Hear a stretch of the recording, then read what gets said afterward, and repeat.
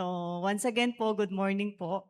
So, pag-aralan po natin, ituloy po natin yung pag-aaral po natin doon sa 16 Fundamental Truths of the Assemblies of God. So, ito po yung mga statement of faith natin or yung mga pinaniniwalaan po natin bilang mga miyembro ng Faith Assembly of God or ng Assemblies of God. Sige po, bago po tayo mag-start, manalangin po muna tayo. Tayo pong lahat ay yumuko. Panginoong Diyos, maraming salamat po sa oras na ito na ipinagkaloob po ninyo sa amin, sa bawat isa sa amin na naririto, Panginoon, upang kami, O Lord, ay makapag-aral ng iyong mga salita. Maraming salamat, O God, sa paggabay po ninyo, sa pagpunta namin dito sa church, O Lord. Salamat sa kalakasan, O God, na ipinagkaloob niyo po sa bawat isa. Sa mga papunta pa lang po dito sa church, O God, ingatan niyo po sila, O God. Kayo rin po ang magbigay, O Lord, ng kalakasan sa kanila, O Panginoon. And Lord, we are praying for wisdom, O Lord. Kayo po ang magbigay ng karunungan sa bawat isa sa amin, Panginoon, upang lalo pa po naming maintindihan, O Diyos, ang iyong mga salita at maipamuhay po namin ito, Panginoon. Maraming salamat, O Diyos, at binigyan niyo po kami ng chance na ganito, O Lord, na nakakapag-aral po, Panginoon, ng iyong mga salita. Maraming salamat. Ikaw lamang ang aming tinataas at pinupuri sa pangalan ni Jesus. Amen and amen. Ayun po, so once again po, blessed Sunday po sa ating lahat. Ayan, sa mga nanonood din po sa online natin, good morning po. And isang mapagpalang umaga po sa ating lahat. So, nakadalawa na po tayo no, dun sa 16 fundamental truths. So, medyo mahaba-haba po no, yung ating mga pag-uusapan about dun sa 16 fundamental truths of the Assemblies of God. So, nakadalawa na po tayo, pangatlo na po yung ngayon. So, yung mga dinidiscuss po natin is about our statement of faith. So, ibig sabihin po is bilang miyembro po no, ng Faith Assembly of God, ng Assemblies of God, ito po yung ating mga pinaniniwalaan. Ayun po. So, i-review lang po natin yung una na statement of faith natin, yung number 1 po. Ang nakalagay po dito ay, ano po kasi yung una po na diniscuss po ng ating kapatid. Yung unang-una po, okay, it's the scripture inspired by God or ang banal na kasulatan ay kinasihan ng Diyos. So we believe in the Bible. So tayo ay naniniwala na ang Biblia ay kinasihan po ng Diyos, ng banal na spirito at ito ay kapahayagan ng Diyos sa tao. So wala itong kamalian. So lahat po ng mga nasusulat po sa Biblia, ayan. So ito po yung Book of Life po natin. So ito po ay kinasihan ng Diyos na kung saan ang lahat po ng nakalagay dito ay walang mali. Ayan. So lahat po ito ay galing po sa ating Panginoon na may taglay na kapangyarihan upang pangunahan ang ating pananampalataya at buhay. So ito po ang nagsisilbing guide or gabay po natin sa ating buhay. So, ang ating banal na kasulatan. So, yung Bible. Kaya napaka-importante po no, na lagi po nating ah, binabasa, ino-open yung at binabasa at iniintindi at sinasapamuhay po yung mga nakasulat po sa ating Biblia. Ayun po. So I believe naman po as born again Christians, lahat po tayo may Bible. Amen po. Lahat po tayo ay binubuksan po natin ang ating Biblia. Amen po. At lahat po tayo ay nagbabasa ng ating Biblia. Amen. At lahat po tayo ay sinasapamuhay ang mga nakasulat sa Biblia. Amen? So, lagi po nating tandaan yon kasi kinasihan po ng Diyos ang banal na kasulatan. And then yung statement number 2 po natin, ayan, ano po kasi yung pangalawa? Natatandaan po ba natin yung pangalawa?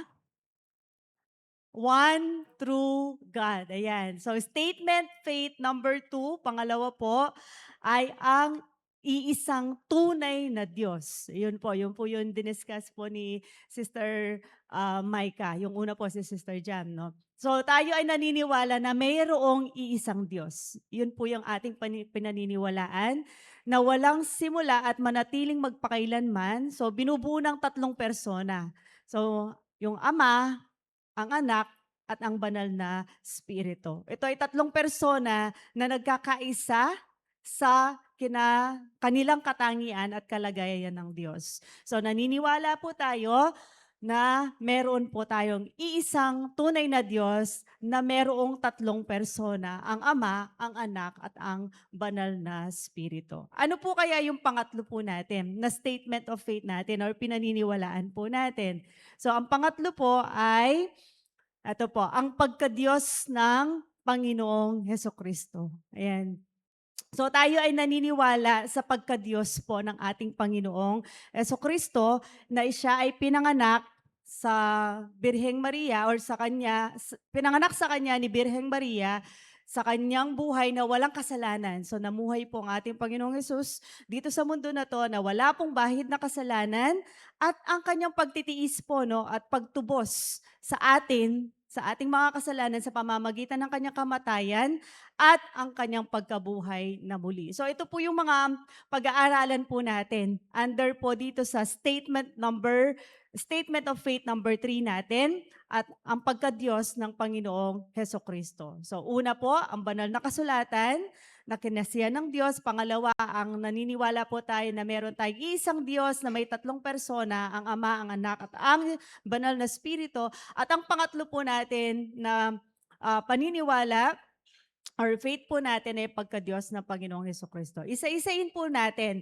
Una, ang dalawang kalagayan po ni Jesus. So si Jesus po ay meron siyang tinatawag po natin na divine nature at nagkaroon din po ng human nature. So nagkaroon siya ng dalawang nature. Bakit po? Bakit po dalawang nature po? It's para po gampanan ang mismong siya lamang ang pwedeng gumawa. Si Jesus lamang po ang pwedeng gumawa ng bagay na hindi kailanman at wala sino man sa mga taong makakagawa ng ginawa po ng ating Panginoong Hesukristo. So, sa pamamagitan niya, pwede niyang ilapit ang taong makasalanan sa banal na Diyos. So, ang kalagayan ni Jesus bilang Diyos at ang kalagayan niya bilang tao. So, nagkaroon po or meron pong dalawang kalagayan or nature ang ating Panginoong Jesus. Pangalawa po ay ang kapanganakan niya sa pamamagitan ng isang birhen. So, ayon po sa Isaiah chapter 7 verse 14, at nasusulat din po sa Mateo chapter 22 verses 23, ang sabi po dito, basahin po natin, kaya't ang Panginoon ay magbibigay sa inyo ng tanda, narito ang isang dalaga na maglilihi at manganganak ng isang lalaki at tatawagin ang kanyang pangalan na Emmanuel. Ano po ang ibig sabihin ng Emmanuel? Ang Diyos ay sumasa atin. So siya ay Diyos na nagkatawang tao upang ipadaman niya ang pagmamahal ng Ama sa buong sangkatauhan. So yun po yung pangalawa. So naipanganak po ang ating Hesukristo, ang ating Panginoong Hesukristo sa isang birhen na si Birheng Maria na kung saan ito ay na-prophesize po, no, na sulat sa Isaiah po na kung saan ito ay usually na aalala po natin, no, or pinagse-celebrate po natin kapag magpapasko, no, malapit na yung Pasko. Ito po yung ating naaalala, no.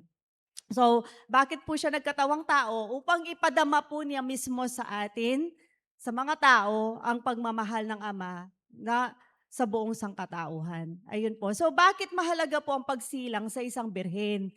So, bakit nga po pala sa isang birhen po ang pinili po ng ating Diyos na maisilang ang ating Panginoong Hesukristo? So, ano po yung dahilan? May dalawa pong dahilan.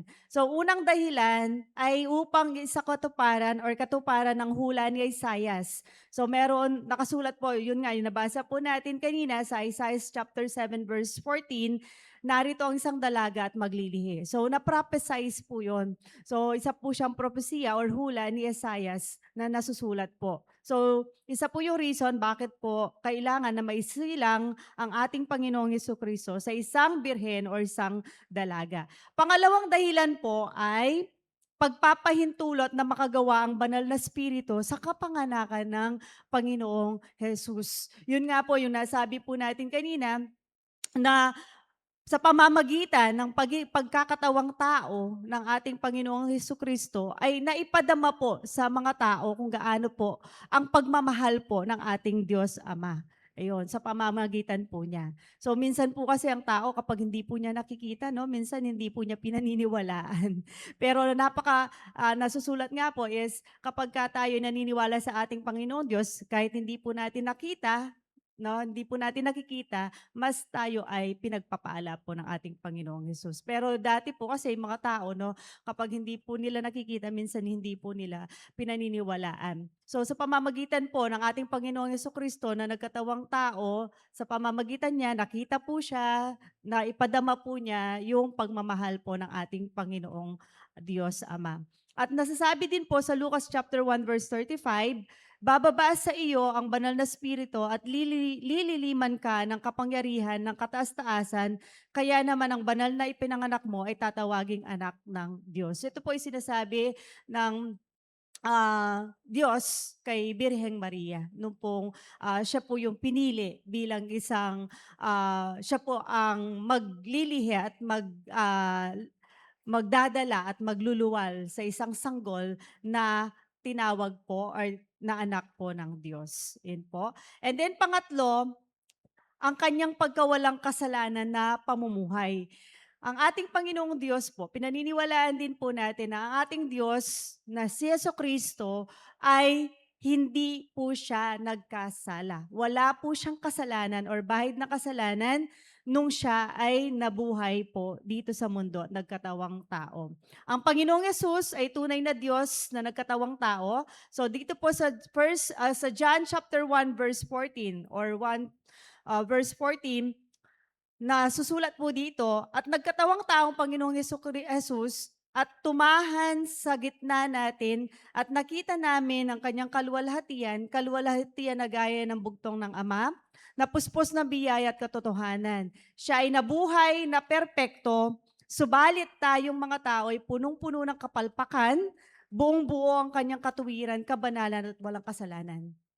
So, tunay nga, pinaniniwalaan po natin na tunay nga ng ating Panginoong Jesucristo, kailanman, ni minsan, hindi po siya nagkasala. Kahit nagkatawang tao po siya dito sa mundo, hindi po siya nagkasala. Yun din po yung pinaniniwalaan po natin bilang mga Kristiyano at bilang miyembro po ng Assemblies of God. Tayong tao, no, yung tao ay talagang imperfect po. Ang dami pong mga pagkakasala. So marami po tayong mga kapalpakan, marami po tayong mga nagagawang kamalian, pero ang ating Panginoong Jesucristo, ni minsan, hindi po siya nagkasala.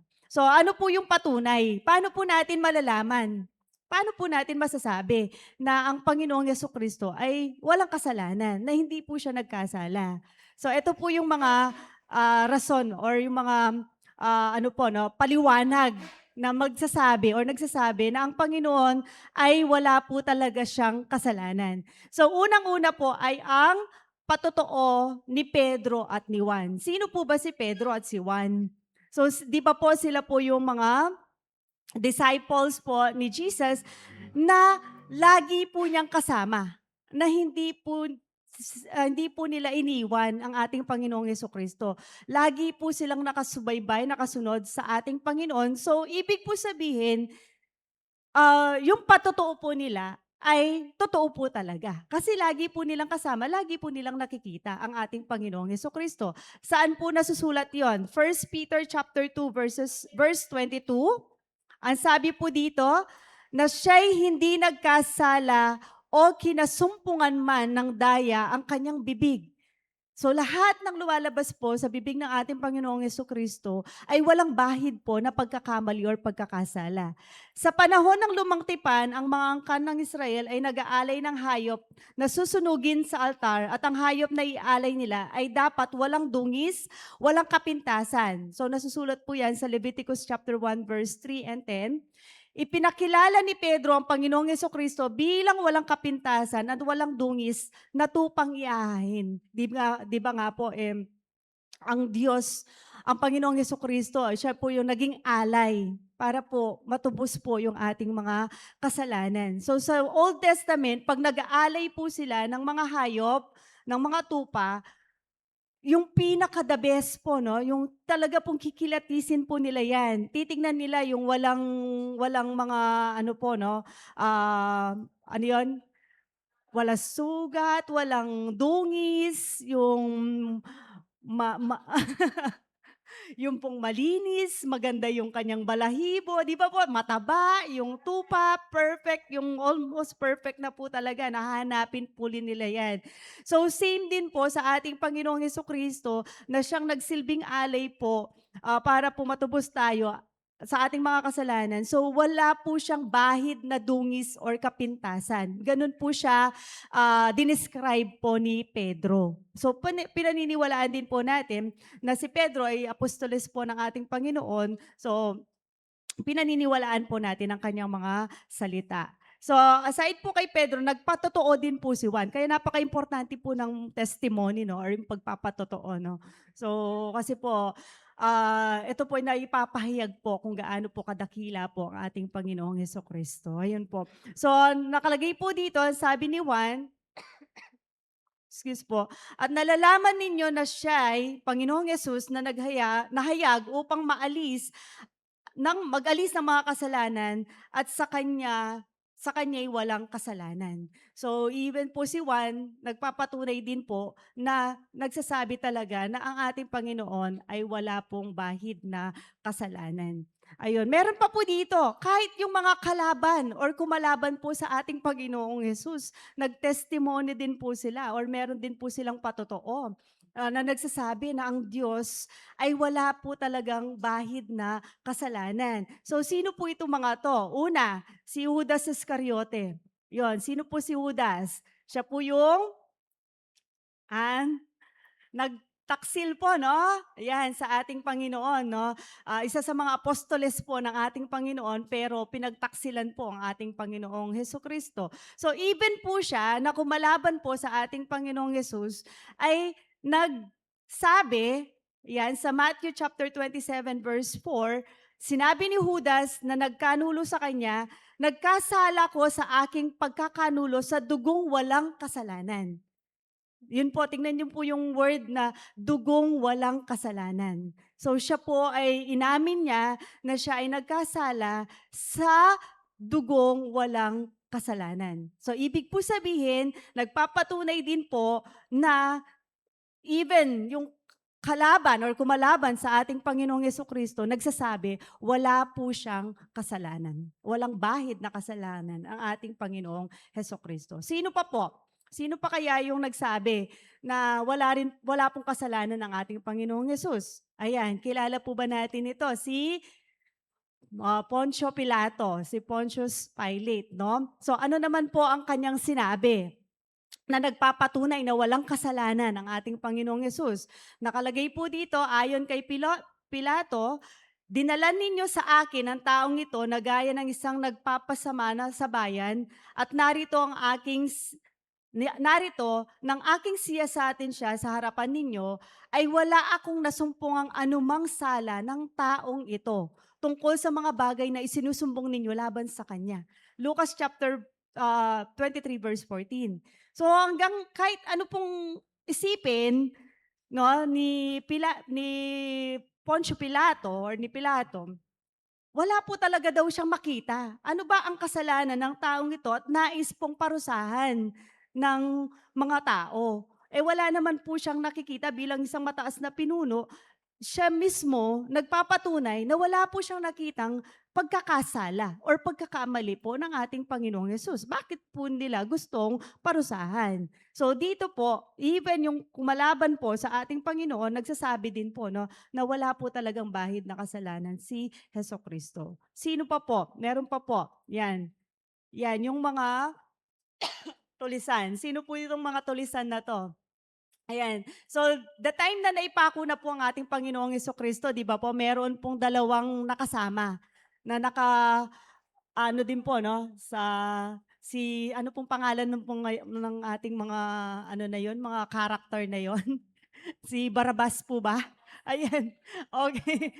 Ay so ayan, so dalawa po 'yun 'no. So, even po sila 'no, nagsasabi din, ano po nakalagay dito sa Lucas chapter 23 verse 39 to 41, "At siya'y inalipusta ng isa sa mga tulisan na sinasabing, 'Hindi baga ikaw ang Kristo?' Iligtas mo ang iyong sarili at pati kami. Di ba sabi nung nakapako na, "What ba, di ba ikaw ang Diyos, ikaw ang Kristo, ikaw ang anak ng Diyos, bakit di mo ligtas ang sarili mo? Bakit at iligtas mo rin kami?" O sabi po niya, no? Datapot sumagot ang isa at pagsaway sa kanya. O yung isa po sinabi, no, sinaway siya. Hindi ka pa ba natatakot sa Diyos? Yamang ikaw ay nasa ganyon ding kaparusahan at tayo sa katotohanan ay nararapat na parusahan. Sapagkat alam po nila, no, na sila ay nagkamali. Sapagkat tinanggap natin ang nararapat na kabayaran ng ating mga ginawa. So aware po yung dalawa na sila po ay nagkasala.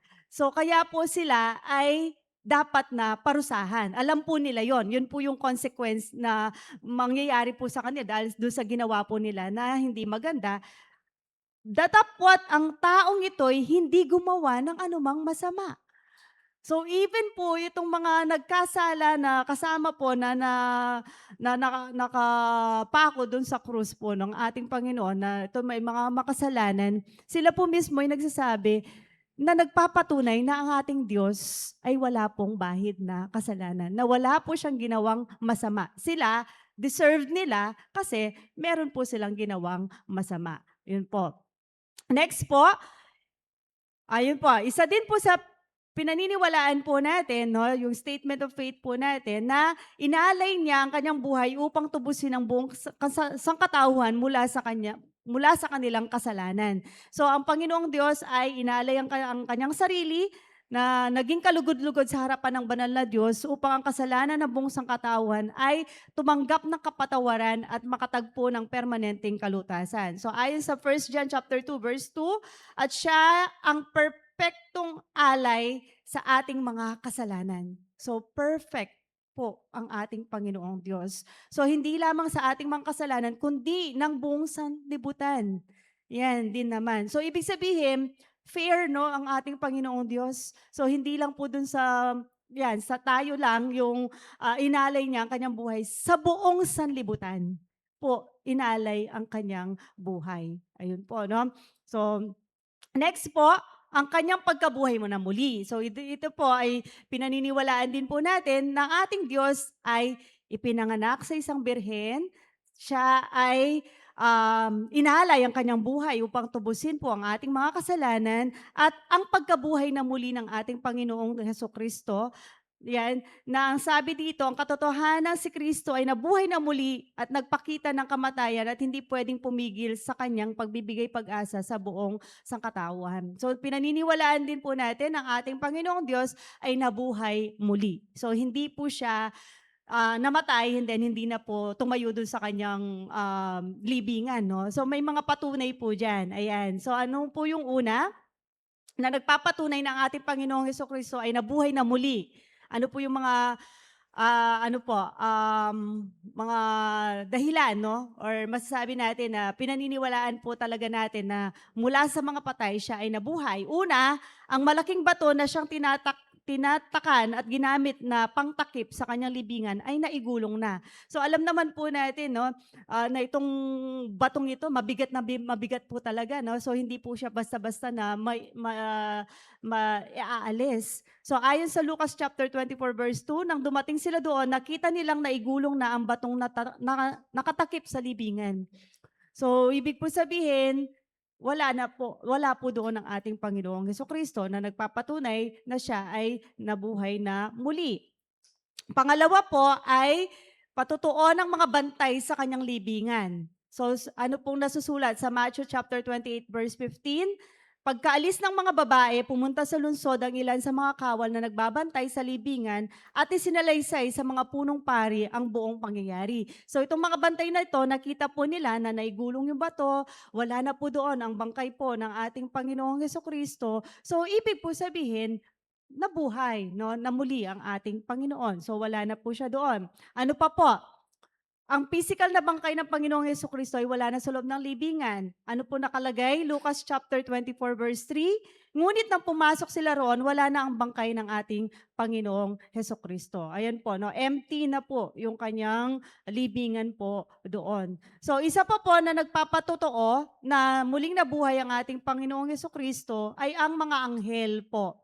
So sabi po sa Lucas 24 verse 5 to 6, bilang lumitaw sa tabi niya ang dalawang lalaking nakakasilaw ang damit, dahil sa matinding takot, sila'y nagpatira pa. Tinanong sila ng mga lalaki, bakit ninyo hinahanap ang buhay sa lugar ng mga patay? Wala sila rito, siya'y muling nabuhay. Alalahanin ninyo, sinabi sa inyo noong nasa Galilee pa siya. Ayun po, so sa pamamagitan po ng mga anghel na nakita po na ayun, nawala na po ang ating Panginoon na nagsasabi na ang ating Panginoong Diyos ay nabuhay na muli. Yan. Ano pa po? Meron pa po dito, ang telang lino na takip ng kanyang ulo. Di ba po, may tela na tinakip.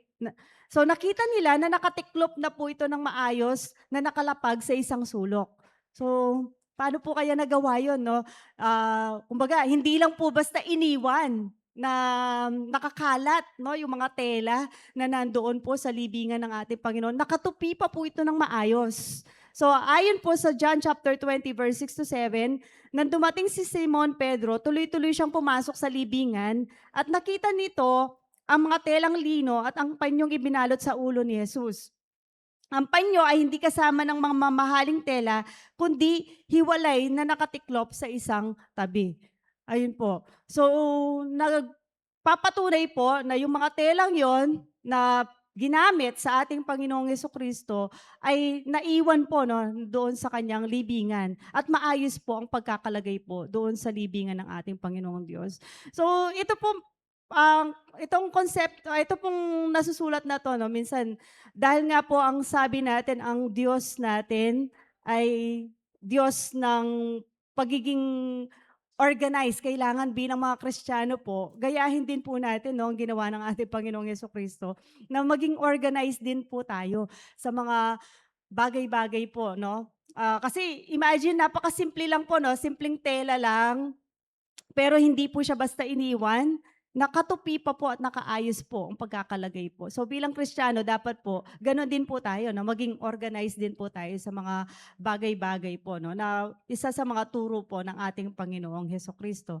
Ayan. And then ano pa po, number 6, ang nalalapit na pagkabuhay na muli ng mga mananampalataya. So nakasulat po sa 1 Corinthians chapter 15 verse 16 to 17, kung hindi muling binuhay ang mga patay, hindi rin muling binuhay si Kristo. At kung hindi muling binuhay si Kristo, tayo hindi pa nalilinis sa inyo, kayo hindi pa nalilinis sa inyong mga kasalanan at walang katuturan ang iyong pananampalataya.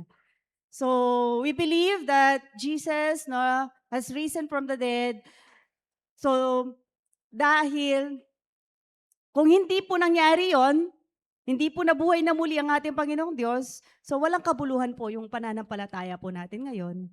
So parang yung mga ginagawa po natin ngayon, wala lang po itong mga ito. So hindi rin tayo malilinis sa ating mga kasalanan kung hindi po nabuhay na muli ang ating Panginoong Diyos. So hindi rin po tayo maliligtas at pag dumating pong araw, yung tinatawag po natin na pag pangalawang pagbabalik ng ating Panginoong Hesukristo, so wala rin po 'yon kasi hindi po nabuhay na muli ang ating Panginoong Diyos. Pero dahil po siya'y nabuhay na muli, so tayo ay nalinis sa ating mga kasalanan, tayo ay naligtas at pinaniniwalaan po natin that during the or upon the second coming of Christ, tayo po ay makakasama ng ating Panginoong Diyos. Amen po? Ayan po. Next po, ang kanyang kalagayang Diyos. So ano po ang pag-aaralan naman po natin dito? Ang kalagayan bilang tao, yung po na pag-aralan nating nauna, bilang tao. Ngayon naman po, ang kalagayan na bilang Diyos ng ating Panginoong Hesukristo. Sa Lumang Tipan, binanggit ng mga propeta ang kanyang makadiyos na mga pangalan. Ano po yung mga makadiyos na pangalan na binanggit? Una po ay tinawag siya ni Isaias na makapangyarihan Diyos at walang hanggang Ama. At tinawag din po siyang Emmanuel na ang ibig sabihin, ang Diyos ay sumasa atin. Tinawag siya ni Jeremias na Panginoon ng ating katuwiran or Jehovah, paano ba i-pronounce to, Pastor? Chidkenu. Tama ba? Chidkenu. Okay. Ayan. At tinawag din siya ni David na aking Panginoon. Ayun po. So ano po ibig sabihin nito? Ang kalagayang Diyos ng ating Panginoong Jesucristo, siya ay tinawag na natatangi or unique na anak ng Diyos. Wala po siyang katulad. Kaya po ginamit yung salitang only begotten son na sa Greek word na ang ibig sabihin po ay monogenes. Ang ibig sabihin po nito ay unique. Ibig sabihin, wala po siyang katulad. Subalit siya'y may gayon ding kalagayan bilang Diyos. Si Jesus ay hindi nilalang na anak, sa halip siya'y may kalagayang walang hanggang anak. Ayun po. So, hindi lang po siya anak. Hindi lang po sinasabi na anak, nilalang na anak ng Diyos, kundi siya po ay walang hanggang anak po ng ating Panginoon, ng ating Diyos. Second po, siya'y tinawag na Diyos at Panginoon sa bagong tipan. Diyos at Panginoon. So ano po sabi ni Tomas? Sumagot si Tomas at sa kanya sinabi, Panginoon ko at Diyos ko, at nalalaman natin na naparito ang anak ng Diyos, ito ang tunay na Diyos at ang buhay na walang hanggan. Ang salita ay Diyos, ang pagpapakita ng kaluwalhatihang ating dakilang Diyos at tagapagligtas na si Jesus. So tinawag po siyang Diyos, tinawag po na Panginoon sa bagong tipan. Okay, next po, siya ay nagpapahayag na may malapit na pakikipag-isa sa Ama. So ano po ang nakalagay dito? Ako at ang Ama ay isa. Katulad po nung nabanggit po natin doon sa second statement po natin that we believe in one true God. Ang nakikita sa akin ay nakikita niya ang Ama. Ayun po. So kumbaga po, kung ano po yung nakita natin sa ating Panginoong Jesucristo, so ganun din po yung nakita po natin sa ating Ama. Next po, siya ay pre-existent bago pa ipinanganak sa laman. So nag-exist na po si Jesus.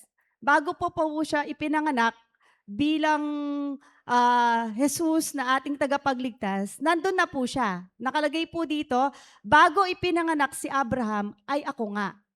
So, John chapter 8, verse 58. So, pre-existent, dati pa po na nandun na po ang ating Panginoong Yesus. Hindi ibig sabihin na nung ipinanganak lang po siya, dun lang po siya nag-exist. So, before pa po, nag-exist na po ang ating Panginoong Hesukristo. Nang pasimula siya ang salita, at ang salita ay sumasa Diyos, at ang salita ng Diyos, at nagkatawang tao ang salita, at tumahan sa gitna natin. Okay po? Next po. Ayan. So, patapos na po tayo. Second to the last slide na po ito. Ang taus-pusong pagtanggap sa pagka-Diyos ng tagapagligtas ay nagbibigay buhay sa ating kaluluwa, patungo sa walang hanggang buhay. Ang kawalan ng pagkilala sa katotohanan ito ay patungo sa walang hanggang kamatayan. So si Kristo ang ating buhay, kaya sino mang wala sa anak ay walang buhay. So we believe that Jesus Christ, no, siya po yung ating tagapagligtas. Yun po. So kung wala po ang ating Panginoong Jesucristo, hindi po natin pinaniniwalaan ang ating Panginoong Jesucristo, so walang buhay. So kaya ang sino mang wala sa anak ay walang buhay. So napaka-importante po na ang ating Panginoong Jesucristo ay nasa puso po natin, kinikilala po natin bilang ating Diyos, bilang ating tagapagligtas. Ayun po. So, yun po, no, yung pangatlo po doon sa ating statement of faith. So, bilang miyembro po ng Faith Assembly of God, bilang Kristiyano, so tayo po ay naniniwala, una, yan, ang banal na kasulatan ay kinasiyahan ng Diyos. So, naniniwala po tayo sa banal na kasulatan. So, kaya napaka-importante na lagi po nating babasahin, isa sa buhay, isa sa puso, yung banal na kasulatan or ang Bible. Pangalawa, ang iisang tunay na Diyos, one true God. We believe in one true God na mayroong tatlong persona, ang Diyos, ang Ama, at ang banal na Espiritu. At ang pangatlo, ito nga po, yung napag-aralan po natin ngayon, ay ang pagka-Diyos ng Panginoong Hesukristo. Tayo ay naniniwala na ang ating Panginoong Hesukristo, siya ay naisilang sa pamamagitan ng isang birhen, nagkatawang tao, Tapos, siya ay pinarusahan na kahit walang kasalanan dahil kailangan tayong maligtas, tayo ay matubos sa ating mga pagkakasala at siya po ay nabuhay muli. At ang kanyang pagkabuhay na muli, yun po yung assurance po natin 'no, na nandiyan po ang ating Panginoong Hesukristo na at babalik po siya at darating ang araw po, tayo po ay makakasama ng ating Panginoong Hesukristo. No, nasa pangatlo pa lang po tayo dun sa 16 fundamental truths. So meron pa po tayong 13 ayan, na pag-uusapan po about po dito. So napakahalaga po na, alam po natin itong mga 'to. Yes po, sister. Meron lang po akong, idagdag doon sa ano ng ano, yung parang proof po, dun po sa pagkatao ni Jesus nung, ah, paano ba? Nung ang ating pong Panginoong Yesus, gusto ko pa lang pong idagdag dun sa ano, kasi isa po ito sa mga natutuhan ko sa Bible school. Yung pong si Jesus ay nagkatawang tao, ah hindi po ibig sabihin na nabawasan po yung kanyang pagka-Diyos. Ang ating pong Diyos ay Diyos. Si Jesus Christ ay nagkatawang tao po.